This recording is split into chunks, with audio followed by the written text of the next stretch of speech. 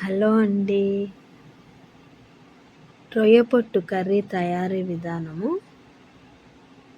ముందుగా కడాయి పెట్టి ఆయిల్ వేసి కాగనివ్వాలి. ఈలోపు మనము రొయ్య పొట్టు 3 టైమ్స్ కడిగి పక్కనుంచాను. 4 ఆనియన్స్ సన్నగా కట్ చేసి పక్కనుంచాలి. టమాటోస్ 4 సన్నగా కట్ చేసి పక్కనుంచాలి. అల్లం వెల్లుల్లి పేస్ట్ కొంచెం కచ్చా పచ్చాగా దంచి పక్కనుంచాలి. ఇప్పుడు ఆయిల్ కాగింది. దీంట్లో బిర్యానీ దినుసులు వేయాలి. బిర్యానీ ఆకు, స్టార్ అవి వేసి కొంచెం వేగనివ్వాలి. ఇవి కొంచెం వేగిన తర్వాత మనం కట్ చేసి పెట్టుకున్న ఆనియన్స్ దీంట్లో వేయాలి.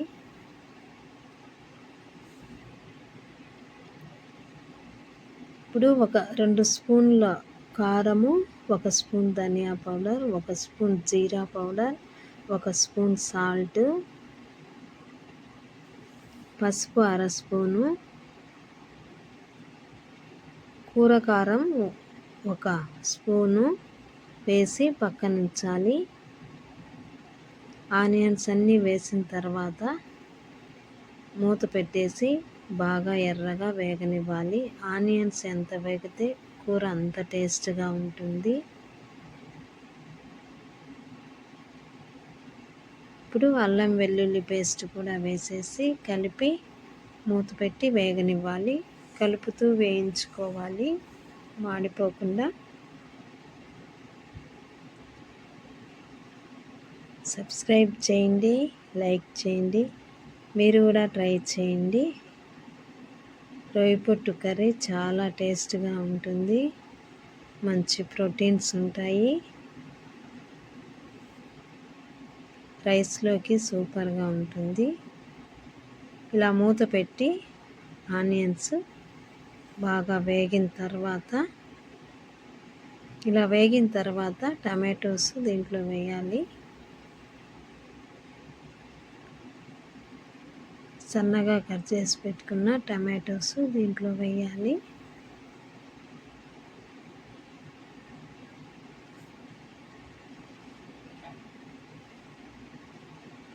కలుపుతూ వేయించుకోవాలి.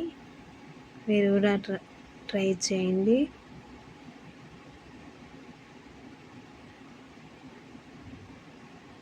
ఇలా టమాటోస్ అన్నీ వేసిన తర్వాత వంకాయలు కూడా ఉప్పు నీటిలో నుండి తీసి వేయాలి. 2 వంకాయలు సన్నగా కట్ చేసి ఉప్పు నీటిలో వేసాము. అవి తీసి టమాటోస్తో పాటు వేయాలి. ఇప్పుడు కల్లుప్పు కొంచెం వేయాలి.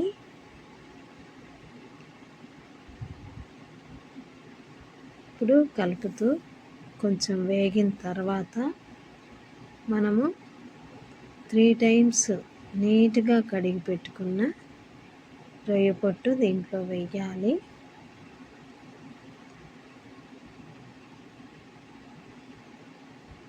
రొయ్య పొట్టు ఇసుక ఉంటుంది. నీట్గా కడుక్కోవాలి. ఇప్పుడు టమాటోస్ కొంచెం వేగిన తర్వాత మనం కడిగి పెట్టుకున్న ఈ రొయ్య పొట్టు దీంట్లో వేసేసుకోవాలి. ఇప్పుడు వేసాము. దీన్ని బాగా కలపాలి. ఇది కొంచెం వేగిన తర్వాత ఈ రొయ్య పొట్టు 150 గ్రామ్స్. 150 గ్రామ్స్కు ఈ కొలతలన్నీ. సాల్ట్, కారము మీకు తగినంత, మీ టేస్ట్కి తగినంత వేసుకోండి. ఇప్పుడు కొంచెం వేగిన తర్వాత ఆయిల్ కొంచెం ఎక్కువే పడుతుంది. వాటర్ ఏమీ వేయము. ఇప్పుడు మనము ఒక గిన్నెలో వేసి పెట్టుకున్న కారము, పసుపు, ధనియా పౌడర్, కూర కారము, జీరా పౌడర్ అన్నీ దీంట్లో వేసుకోవాలి. వేసి కలుపుతూ వేయించుకోవాలి. మీడియం ఫ్లేమ్లో పెట్టండి స్టవ్. ఇప్పుడు మూత పెట్టేసి ఆయిల్ పైకి వచ్చే వరకు వేయించుకోవాలి. అంతేనండి, ఇలా ఆయిల్ పైకి వచ్చింది. ఇప్పుడు కొత్తిమీర కొంచెం వేయాలి. నీట్గా కడుక్కున్న కొత్తిమీర కొంచెం సన్నగా కట్ చేసుకొని వేయాలి. అంతేనండి, రొయ్య పొట్టు కర్రీ రెడీ అయిపోయింది. మీరు కూడా ట్రై చేయండి, సబ్స్క్రైబ్ చేయండి, లైక్ చేయండి.